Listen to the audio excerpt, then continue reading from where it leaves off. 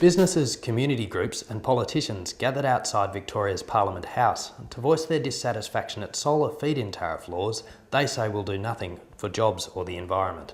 So the Labor Party has had plenty of chances to deliver an effective feed-in tariff, but they don't seem up to the target, and that raises some really serious questions about their ability to navigate us to a safe climate future. A feed-in tariff is a premium rate paid to consumers for electricity generated by their solar power systems. In Germany, feed-in tariffs have created a booming solar industry.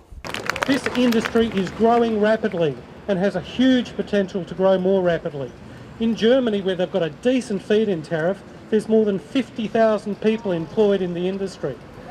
If we had the right feed-in tariff, we could be growing at the same kind of rate if our current politicians had the guts actually to introduce a tariff like that.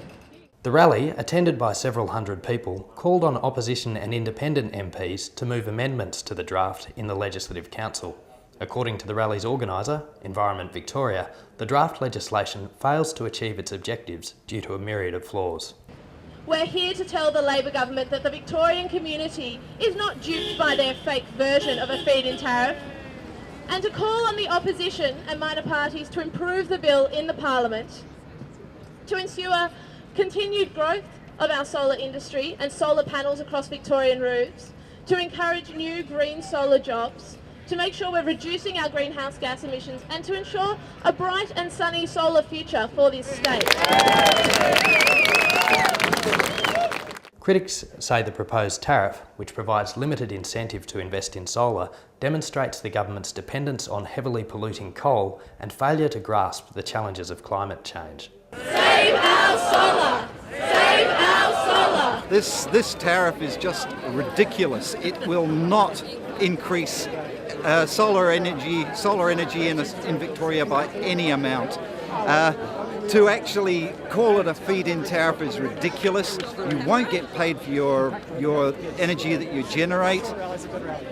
We're losing jobs to other states because we're not got a proper feed-in tariff. The bill as it stands just won't deliver the support for solar power that's needed. It's really important that we get changes in the upper house, that the Liberals, the Nationals, the DLP and the Greens all come together to improve the bill and make sure that we get the greenhouse gas emissions reductions and the industry that we need to tackle climate change. Green jobs now! Unless we get a gross feed-in tariff with a multiplier, it points to the fact that our laws are being made by quislings for the coal industry. Well, I'm a policy worker at the Alternative Technology Association, so I look at it from a policy perspective. Basically, the government has missed the complete point of a feed-in tariff. It's the most effective mechanism at driving large-scale uptake of solar power, not the small amount that this government's proposing. And over time, over 10, 15 years, it'll reduce the cost if they provide a strong enough mechanism.